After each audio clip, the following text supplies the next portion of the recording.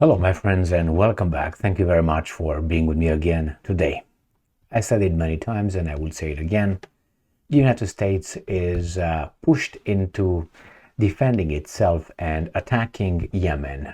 And not only attacking, but because we care about the whole world and being the policeman of the world, we will deploy some troops on the western coast of Yemen just to make sure that the world peace is covered and the traffic, the maritime traffic, the global maritime traffic is under our supervision. And we will have some military bases in Yemen because we act in self-defense. Okay? All right. Now, I said this when the first time the Americans said that they will shoot down anything that goes towards Israel, which it seems like the Houthis from Yemen launched one or two missiles, and the Americans destroyed them over the Red Sea. And then, they intervened in the last vessel that was abducted, seized by some pirates from Yemen. And the Americans intervened with its navy, with a destroyer, if I remember correctly, and they definitely brought peace in the area. Now we find out that the Yemenis, or at least some missiles, were fired at the American destroyer who was bringing peace, love, and happiness in the Red Sea and by Yemen coast. So we have here an article from CNN with a beautiful anchor who's going to push towards Yemen being annihilated. Why? Because he is, I will show you. And let's start with the article. Comes from CNN, which must be trusted.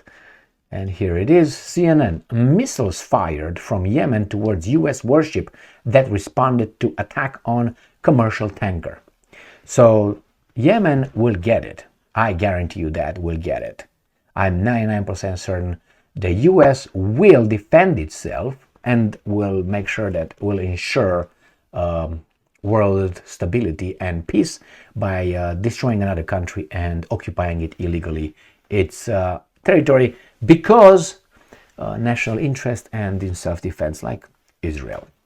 But anyway, and here we have CNN. John Berman talks to retired U.S. Major General James Spider Marks. All right, well, useless to say.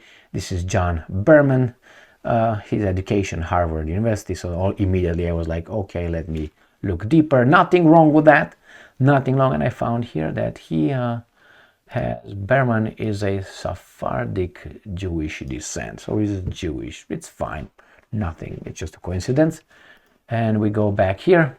2 ballistic missiles were fired from Houthi rebel-controlled Yemen towards a U.S. warship in the Gulf of Aden after the U.S. Navy responded to a distress call from a commercial tanker that has been seized by armed individuals. The U.S. military said Sunday they captured the guys and released the ship. The tanker identified as blah blah blah, and the tanker was owned partly by a Jewish billionaire. And nevertheless, that's very good they did. Pentagon spokesman Brigadier General Pat Ryder said Monday that under international maritime norms and laws, when there is a distress signal, all vessels in the vicinity, and what a coincidence, the Americans' vessels are full of vicinities everywhere, are required to come and help and support. I told you, we had to. We gotta do it. We did it. We're good. Though Ryder added that there were 3 Chinese Navy vessels in the vicinity that did not respond. You know why? Because we are exceptional, and the Chinese... That's basically why they say that. Is it true? I don't know. He says that. Do I believe him? No. I want to hear what the Chinese say about it.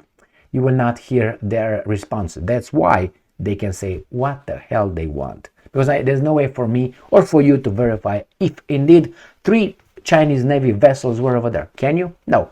So if these guys said there were like 1,000 Romanian vessels over there, you still can't verify. All right. Supposedly, those ships are there as part of a counter-piracy mission, end quote, he said, but that he did not respond. And I believe you. All right, so we go here. The Houthis, now they tell us about the Houthis, how bad the Houthis are. And the Houthis are backed by Saudi Arabia. Okay, the Houthis are backed by Iran. I'm sorry. They fought the Saudis over there with our help again.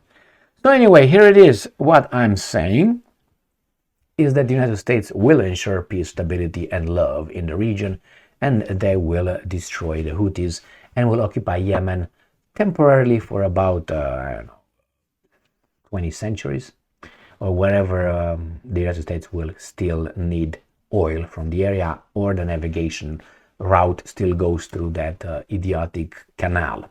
But anyway, here it is, my friends.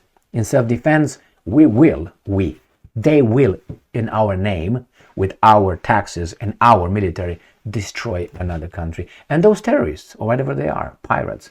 And yeah, because that's what we do. All right.